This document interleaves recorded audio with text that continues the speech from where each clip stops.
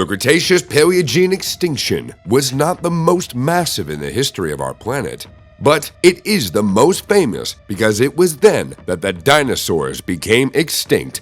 In addition to them, various groups of living beings suffered. The mammals that lived at that time also suffered. Very few were destined to adapt to the new conditions of existence. During the study of the issue of mass extinctions of species, many versions were put forward. Most scientists now agree on how events unfolded 66 million years ago. Paleontology emerged as a separate branch of science about 200 years ago. Its founder is considered to be the naturalist and zoologist Georges Cuvier. This French aristocrat put forth a revolutionary hypothesis at that time, explaining the extinction of animals. Before this, it was difficult for scientists to imagine that some species of living beings could completely disappear on their own. Cuvier believed that mass extinctions were the result of catastrophes on a planetary scale. Of course, such catastrophes were explained by acts of divine intervention in the development of life. The scientists called the global flood the last of such acts. But the 19th century was a century of rapid development of scientific thought. At that time, it was already well known that many millions of years ago, our planet was inhabited by giant reptiles. In 1851, life-size statues of iguanodons were even exhibited at the World's Fair in London. In 1859, Charles Darwin published his famous work on the origin of species. The theory of the evolution of life on Earth began to gain more and more supporters. The scientific world is divided into two camps on the issue of the causes of the extinction of various species. Some scientists argued that natural disasters contribute to the disappearance of certain living beings. Others believe that extinction occurs gradually under the influence of competition between the animals themselves. Less successful, and therefore extinct, were those who could not quickly adapt to changes in living conditions. It was this point of view that became dominant among most researchers for many years. It has become not very common to talk about the instantaneous extinction of dinosaurs by geological standards. In addition, scientists did not have confirmed information about the catastrophe that happened 65 million years ago. Now, the main version of the extinction of dinosaurs and other species of living beings at the border of the Cretaceous and Paleogene eras is the collision of the planet with a huge meteorite. But before the appearance of real evidence of this theory, many other hypotheses were put forward by various scientists. Cosmic radiation burst. There's a version that the dinosaurs were killed by gamma radiation, which destroyed the ozone layer of the planet. This burst was caused by a supernova explosion or a collision of stars a short distance from Earth. The disappearance of the ozone layer caused dramatic climate change, which caused the extinction of animals, plants, and microorganisms. Active volcanic eruption. The cold snap that led to the extinction of the dinosaurs was caused by the release of millions of tons of volcanic ash into the atmosphere. But not all scientists are sure that the volcanic activity at the end of the Cretaceous period was triggered by a meteorite fall. In their opinion, this could be a natural process, but this made its consequences no less tragic. For several years, the planet could be left with virtually no sunlight. This led to the extinction of plants and some microorganisms. Then herbivores, small animals, and then large predators disappeared. True, opponents of this scenario provide very serious arguments refuting the possibility of such scenarios. They say that any volcanic activity affects the climate gradually, and dinosaurs showed a high level of adaptability during their development. This means that volcanic activity itself could not lead to their rapid disappearance throughout almost the entire territory of the Earth. Changes in sea levels. This phenomenon is called Maastricht regression. It consisted of a decrease in sea level in 180 meters. similar changes accompanied by all previous mass extinctions. Most often, a decrease in the amount of water in the world's oceans is associated with the growth of glaciers in the polar zones. But some scientists explain the regression of the end of the Cretaceous with the formation of large mountain ranges in Eurasia and Western America. This was a real disaster for marine life. The most densely populated part of the seas and oceans are the coastal shelves. It was they who suddenly found themselves part of the land. Many microorganisms, corals, and fish became extinct. This also affected the numbers of mosasaurs, which were the dominant reptiles of the time. It is noteworthy that ichthyosaurs and plesiosaurs began to disappear long before the events described. Killer plants. One of the most common plant-related dinosaur extinctions is a lack of food due to cold weather. But some scientists put forward another option for the death of the fauna at the end of the Cretaceous period. The fact is, at this time, flowering plants were already actively spreading across the planet. They contained alkaloids that became poison for dinosaurs. Their digestive system was unable to adapt to the change in food chemistry. Changing the polarity of the planet's magnetic field. It is believed that the Earth's magnetic poles periodically change places. For some time, the entire planet remains without a magnetic field, which serves as a natural barrier to cosmic radiation and holds the atmosphere in place. Some scientists argue that the planet can remain in this state for a millennia. This is accompanied by enormous natural disasters, killing living nature or leading to the appearance of mutations. Tectonic shifts. At the end of the age of the dinosaurs, the continents had not yet taken their current places. Their active drift continued. This was accompanied by a shift in the boundaries of water and land, drying up of inland water bodies, and climate change. Also, the movement of tectonic plates caused volcanic eruptions, earthquakes, and other disasters. A number of researchers claim that dinosaurs did not have enough time to adapt to new conditions. Problems with offspring. Don't forget that dinosaurs were reptiles at their core. Despite the fact that many of them were covered with feathers and some had already become warm-blooded, they continued to lay eggs.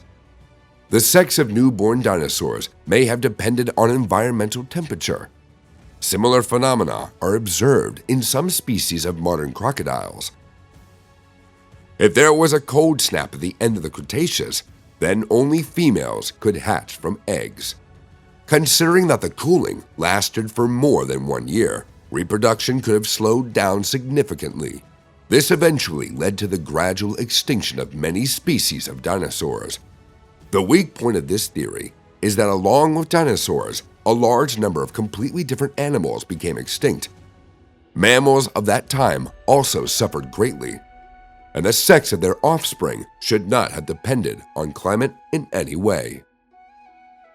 Mysterious epidemic. There's an assumption that the reason for the extinction of dinosaurs was the emergence of new types of deadly viruses. Scientists believe that they were unable to develop immunity to these diseases in time.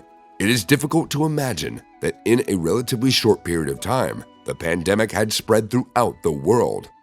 Dinosaur populations on different continents are unlikely to have had active contact with each other, but it's also difficult to assume that disease equally affects not only land, but also sea and air reptiles. Better competitors. It is known by the end of the era of dinosaurs, many different species of mammals lived on Earth. They were much more adapted to life in cold climates. True, even the largest of them did not exceed modern badgers in size. But some scientists suggest that the main prey of predatory and omnivorous mammals were dinosaur eggs. This could lead to the degeneration of populations of even the largest lizards. It is possible that dinosaur eggshells became stronger to protect against such a threat. But because of this, not all the cubs could get out of them on their own. Researchers also expressed the opinion that the presence of animals that actively fed on eggs influenced the change in the habits of the dinosaurs themselves. It is believed that dinosaurs were not good parents. They did not raise their young and did not even monitor their clutches. But the parental instincts of the latest dinosaurs were much stronger.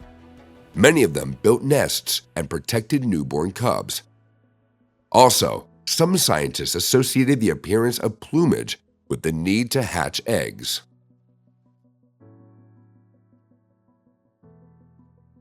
Global evolutionary experiment. This theory is more of a conspiracy theory than science.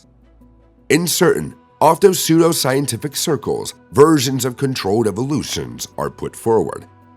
Allegedly, the entire process of the development of life on the planet is part of a global experiment of unknown creatures or some higher intelligence, and every extinction is the consequence of the unsuccessful development of this experiment. Followers of this conspiracy should also think about the fate of humanity. Perhaps soon extraterrestrial intelligence will understand that the experiment with humanity also did not achieve the desired results, and then the test site in the form of planet Earth will be cleared for the next attempt. But most of the proposed causes of the global extinction of life on Earth could be a consequence of the fall of a large meteorite. Quite a number of serious scientific facts have now been collected to support this theory. The first suspicions about meteorite bombardment of the planet's surface were voiced in 1979 by paleontologist Luis Alvarez. At an international conference in Copenhagen, he presented a report on the increased content of iridium in sediments of the corresponding age. He discovered them in 1977 while examining rock samples in the Italian Alps. Iridium is a rare earth metal. Previously, it had only been found in such quantities in the remains of asteroids. And in 1978, near the Mexican city of Chicxulub, a round crater with a diameter of about 150 kilometers was discovered. At that time, scientists knew of more than 50 craters of different sizes, but their origins remained controversial. The fact is that the craters that appeared many millions of years ago were not so pronounced by the period being described. For comparison, you can look at the surface of the Moon. This object appeared long before the extinction of the dinosaurs, breaking away from the Earth, but the Moon has no atmosphere or liquid water. Because of this, virtually no geological changes occur on its surface. The boundaries of the crater in Mexico can still only be seen due to its enormous size. The scale of the catastrophe that befell the planet after his fall was also enormous. In 1981, at a conference in the American state of Utah, other scientists also spoke about the presence of iridium deposits. This metal was present in rock samples about 66 million years old, taken from Scandinavia to New Zealand. Alvarez's theory has found a large number of followers, but there were also those who tried to prove the opposite. Interest in studying the layers of the end of the Cretaceous period has increased among both the former and the latter. It was then that the decrease in the level of the world's oceans, a cooling of the climate, the activation of volcanoes, and other facts were revealed. In general, the extinction process, which took several million years, can be described as follows. A meteorite falling into the ocean caused a huge wave.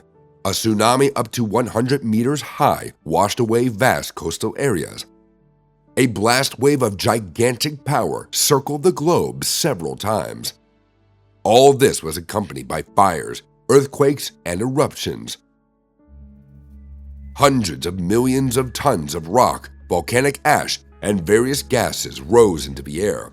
Recent studies say that at the site of the meteorite fall, there were deposits of silicate rocks, their particles ranging in size from 0.8 to 8 micrometers, raised into the air, becoming an insurmountable obstacle to the sun's rays. Modeling of this situation showed the volcanic ash and other consequences of eruptions are not capable of creating such a density. According to scientists, permanent weather could have lasted for 10 to 15 years. Freshwater ecosystems were able to recover faster from the consequences of the disaster. In the seas and oceans, the basis of all life diversity is phytoplankton. Rivers and lakes are saturated with essential microelements, primarily from washed-out rocks. This may explain the survival of freshwater crocodiles, turtles, birds, and bony fish.